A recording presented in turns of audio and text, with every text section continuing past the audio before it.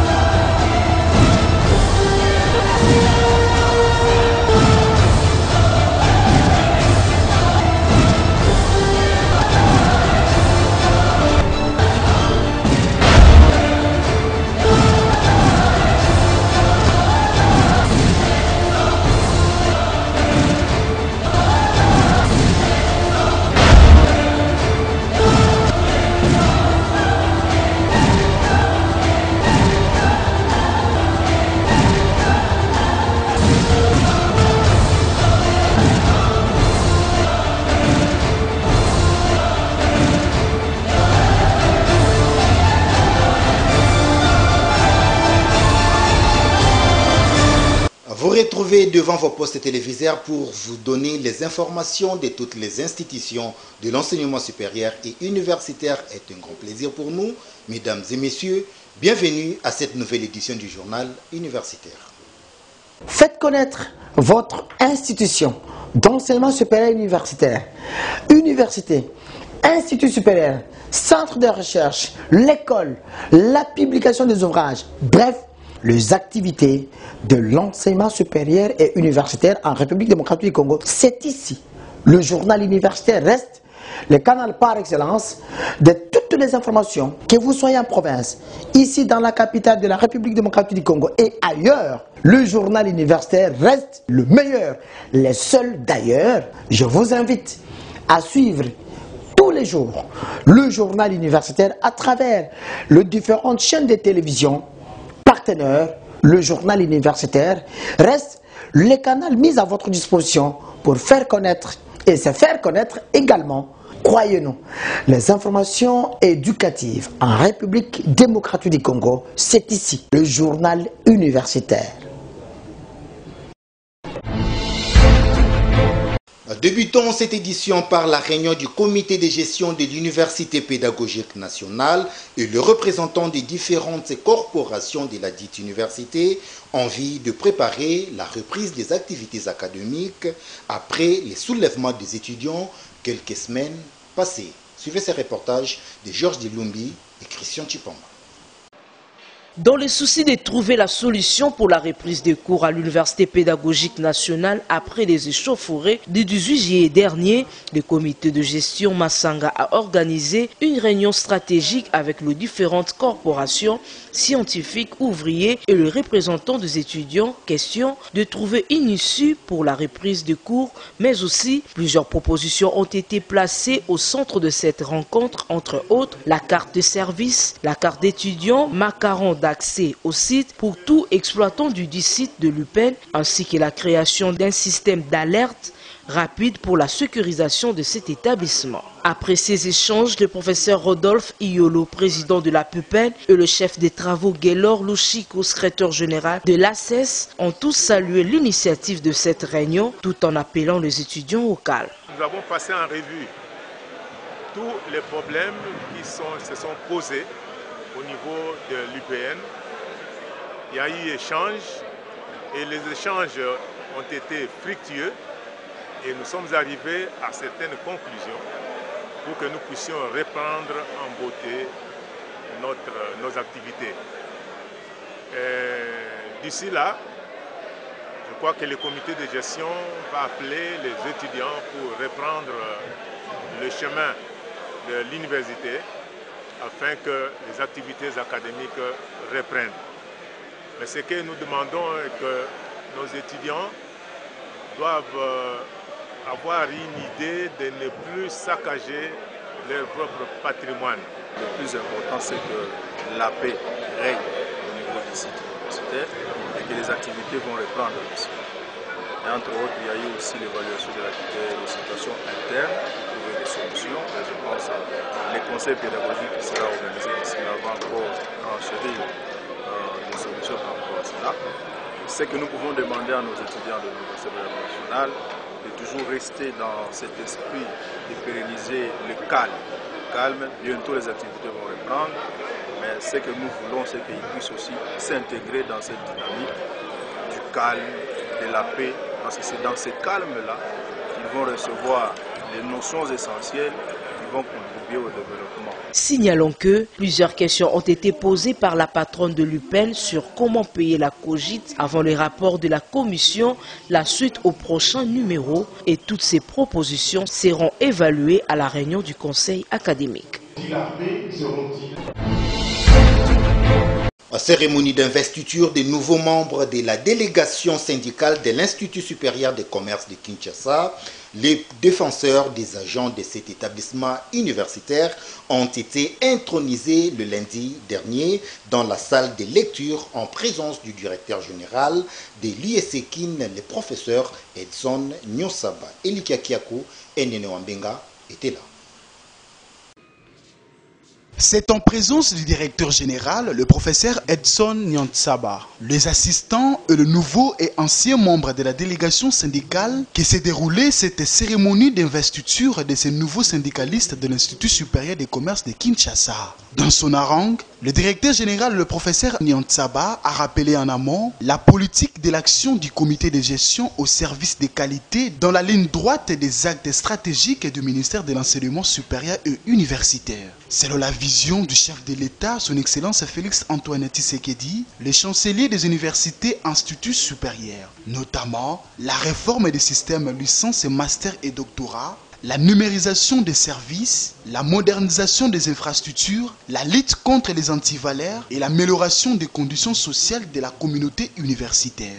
En aval, pour la recherche de bien-être de toute la communauté de cette institution, le directeur général a invité ces derniers à serrer la ceinture afin de partager soigneusement le paix et le bonheur dû à l'investissement dans la transparence. À son tour, le secrétaire général administratif et chef de travaux Asiaka Abdallah a procédé à la lecture du procès verbal sanctionnant les élections. Le moment tant entendu était l'acte d'investiture par le directeur général, le professeur Nyantsaba. Monsieur le Président, nous vous remettons cet instrument de travail, les pages très courtes et la reconnaissance qui est valable pour cette année, fait que vous puissiez toujours et toujours jeter un coup d'œil sur les prescrits de la loi. Il y a d'autres textes comme la loi portant-statut. Le temps n'est plus au discours, mais par ailleurs au travail, comme relève le directeur général et le président de la délégation syndicale, professeur Jean-Baptiste Lokangou. L'installation de la délégation syndicale est lue conformément au texte réglementaire.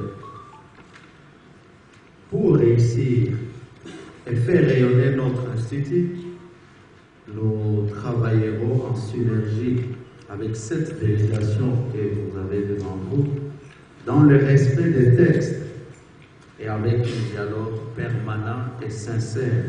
Et ceci pour la recherche du bien-être de toute notre communauté. Je suis investi pour la deuxième fois comme président de la délégation syndicale de l'IEC Kinshasa, bientôt Haute École de Commerce. Dans cette activité, c'est-à-dire la présentation officielle des délégués qui ont été élus à l'issue des élections syndicales du 5 juillet 2023 et organisée avec l'arrêté du ministre ayant les emplois, travail et progrès social dans ses attributions. Notons que la photo des familles a sanctionné cette cérémonie. Double cérémonie de collation des grades de clôture de l'année académique 2022-2023 à l'Université catholique du Congo. Plusieurs lauréats ont été conférés les grades académiques par le professeur Abbé Léonard Santedi, recteur de cet établissement universitaire, Une activité qui s'est tenue devant le président de l'Assemblée provinciale de Kinshasa. Images et commentaires.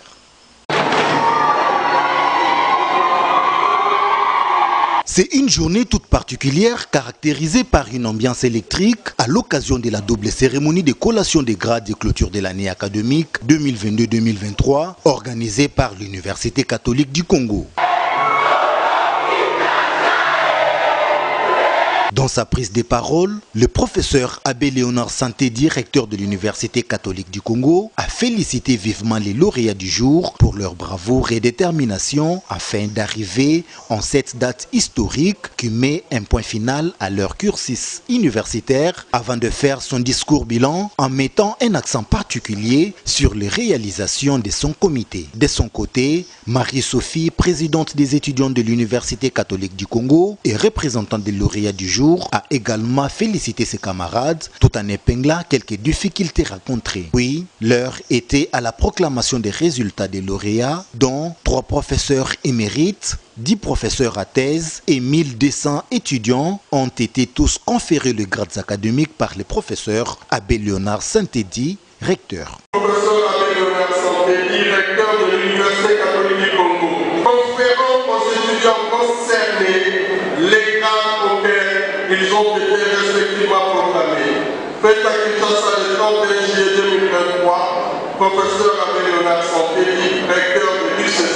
Après les mots du représentant du ministre de l'Enseignement supérieur et universitaire, le président de la SENCO et grand chancelier de l'Université catholique du Congo, Marcel Outembi, a déclaré close l'année académique 2022-2023 au sein de cet établissement universitaire.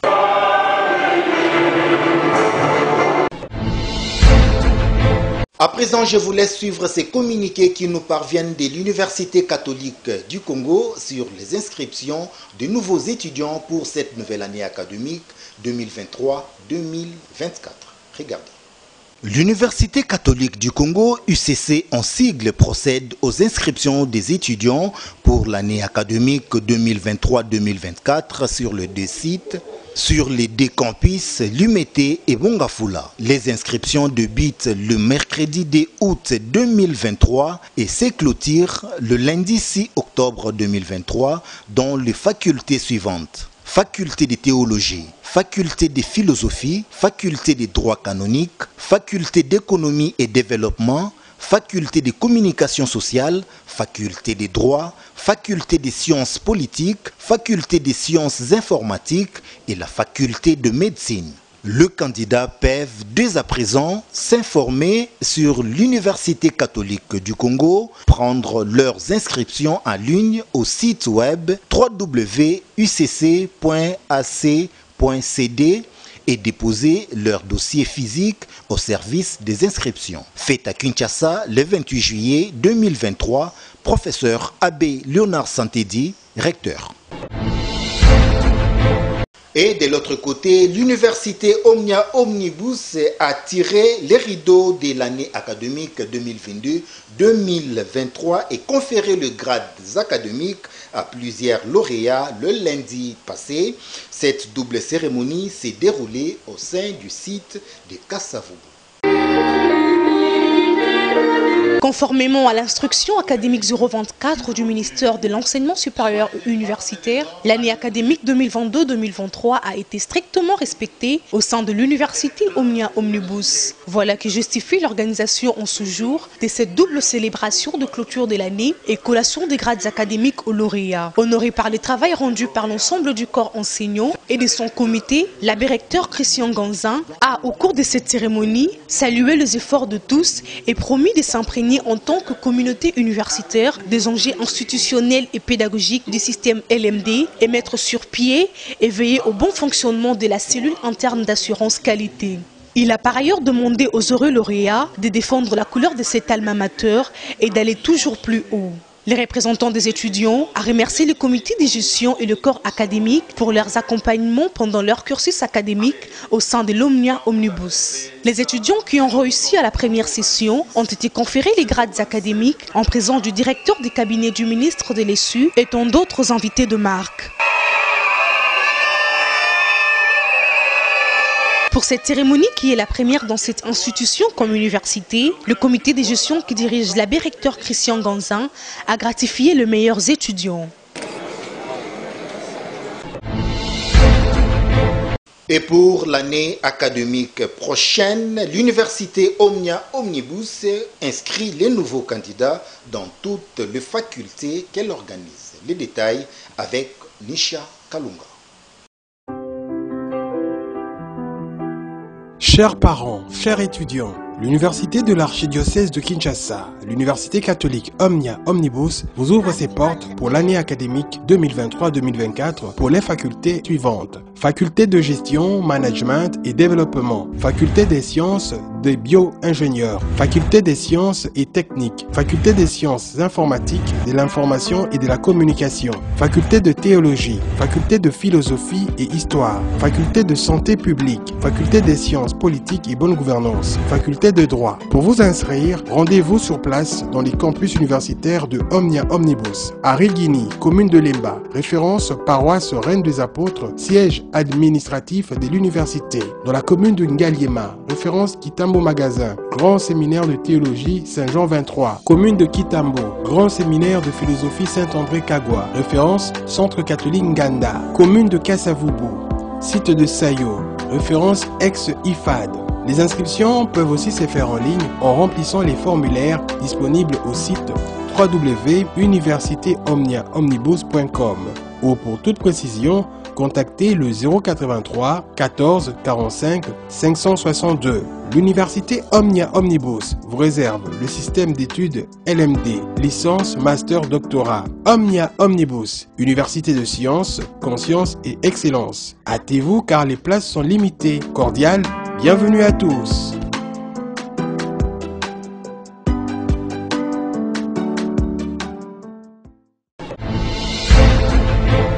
Parlons à présent de l'ouverture officielle de l'atelier de confection des serviettes hygiéniques réutilisables African Lady et du centre de formation en coupe et couture sans patron, une cérémonie organisée par l'établissement Mardoc Création le mardi dernier dans la commune de Ngiringiri. Témoin de l'événement, Nisha Kalunga. C'est dans un climat de convivialité que l'établissement Mardoc Création, qui dirige Dorcas Bossolo, a procédé à l'ouverture de l'atelier de confection de serviettes hygiéniques réutilisables African Lady et du centre de formation de la coupe et couture sans patron le mardi dernier. Prenant la parole, le manager de cet atelier a fait savoir à l'assistance l'importance et les avantages du serviette hygiénique confectionné par le biais du tissu coton tout en révélant le point suivant. Notre produit serviettes hygiéniques réutilisables faites à base de tissu coton. Premièrement, c'est pour économiser, aider la femme à économiser, et deuxièmement, pour faire éviter à la femme à de nombreuses maladies telles que la myome. Parce que d'autres serviettes hygiéniques que nous utilisons, ça contient 90% de substances chimiques qui causent beaucoup de maladies. Une allocution qui a conduit au moment tant attendu de la coupure du ruban symbolique par le styliste modéliste Karine Palal. Le ruban, sous vos acclamations, on va couper le ruban. Sous vos acclamations, on va couper en coupe et couture sans patron. Le nom de l'atelier, comme vous le voyez, Mardoc Création. Demain déjà, vous pouvez entrer, venir enseigner. Par ailleurs, Mardoc Création forme aussi de couturiers et modélistes de qualité capables de répondre aux besoins vestimentaires de la société. Notons que plusieurs invités de marque ont pris part à cette cérémonie qui s'est clôturée dans une ambiance festive. Et voir qu'est-ce que nous avons pour vous. Cérémonie de remise des diplômes aux lauréats de l'école biblique portative Campus de Gombe le dimanche dernier. Cette activité vise de former le serviteur et ouvrier de l'église afin de faire d'eux des disciples du Christ. Nisha Kalunga et Blaise Boucha, c'est un reportage.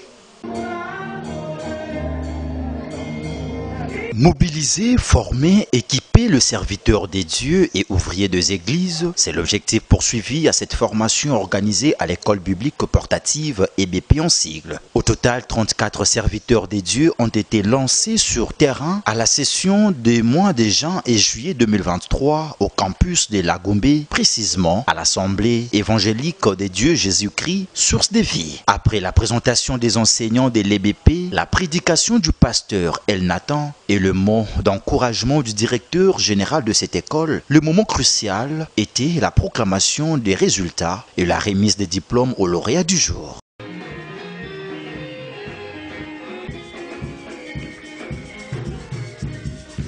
Une joie immense qui a permis au pasteur Pierre Mbouyou et l'une des participantes de donner leur point de vue par rapport à l'organisation. Aujourd'hui, c'était la clôture de notre formation de berger laïque.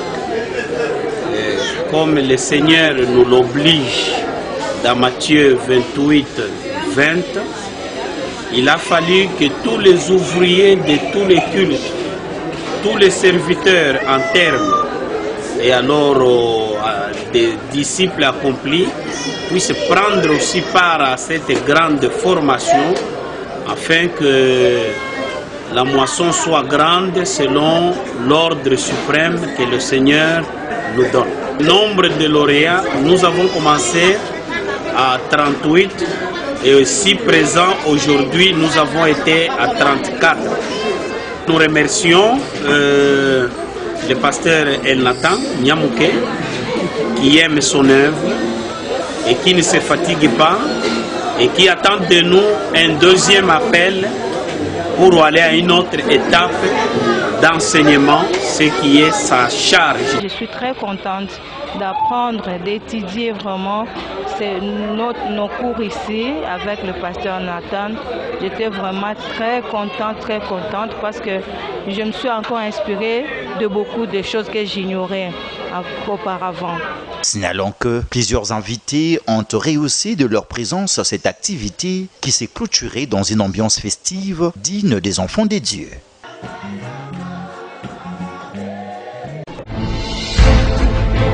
Bongo et Salah, c'est le message de Maître Gustave Lusanvita au cadre du Parti Congo Espoir cher à José Panda, aux habitants du quartier Cité Verte et Maïmbi, lors de la journée de sensibilisation de l'assainissement dénommé Maître Gustave Lusanvita, initié le week-end dernier pour servir d'exemple afin d'inviter les habitants de cette contrée au changement de mentalité. Jordan Kabengele était là. Il ne retrousse pas ses manches pour le bien-être de sa base. Maître Gustave Lusanvita continue son combat de Bongo et Salah, cette fois-ci axé sur l'assainissement de l'environnement du quartier Cité Verte et Maïmbi, tout situé dans la commune de Selembao, l'une de sa circonscriptions électorales pour les élections provinciales de décembre 2023.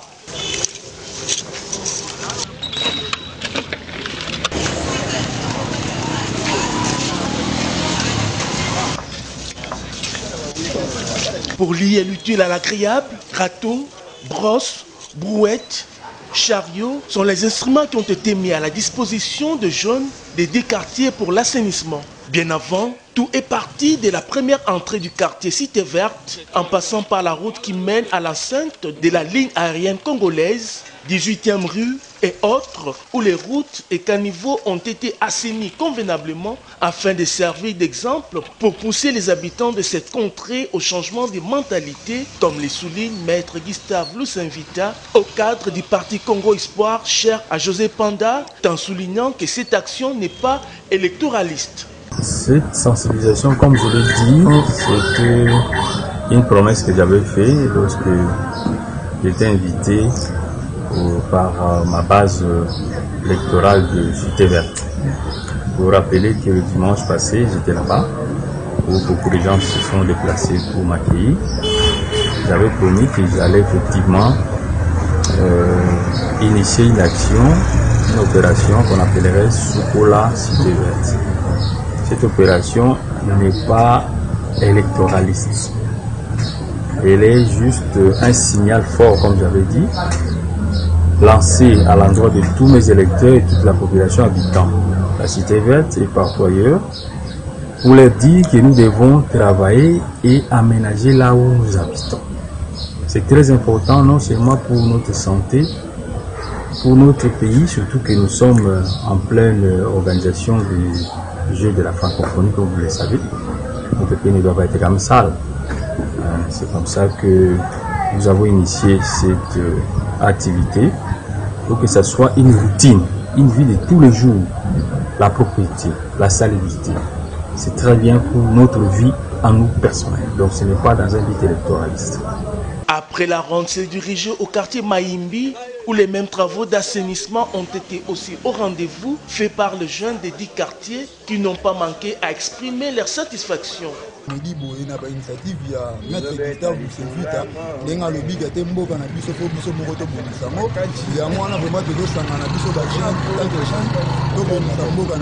Notons que la population de la commune de Selimbao doit intérioriser ses actions pour rendre l'environnement sain et salubre.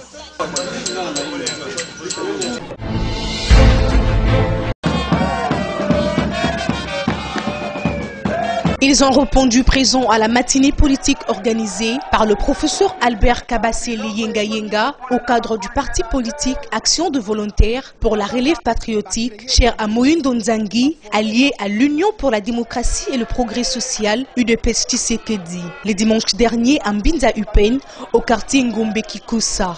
D'entre deux jeux, les candidats aux élections législatives de décembre 2023 dans la circonscription de Lukunga, le professeur Kabasele Yenga Yenga a de la plus belle manière présenté les structures de base et membres de l'AVRP, section de Lukunga.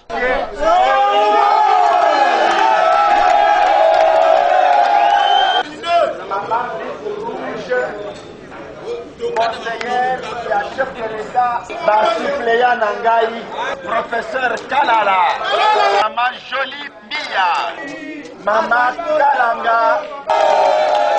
Tout en louant les actions du chef de l'État à travers l'amélioration des conditions de vie de la population et les stratégies mises en place pour mettre hors d'état de nuire tous les groupes armés qui inquiètent la quiétude des paisibles citoyens de l'Est de la République démocratique du Congo. Le professeur Kabasele Yenga Yenga place un mot. L'activité d'aujourd'hui consistait à lancer l'opération Pas de parcelles sans AVRP Nambiza Telecom, afin de donner un deuxième mandat confortable au président de la République. Et pour cela, nous avons lancé les travaux de rénovation de la cabine moyenne tension SNEL Binza Télécom Bureau. Parce que c'est un quartier qui est dans le noir depuis 18 ans. Et nous, candidats députés nationaux de Lukunga, avons décidé d'aider la population à avoir la lumière. Après, s'en est suivi de la ronde du professeur Kabasele avec les structures de base de l'AVRP au quartier Ngomba Kikusa, où il a promis aux habitants de cette contrée la réhabilitation de la cabine électrique qui n'a plus fonctionné durant 18 ans. Il s'y est de noter que l'AVRP est un parti politique qui prône le changement de mentalité et le renouvellement de la classe politique congolaise pour l'émergence de la RDC.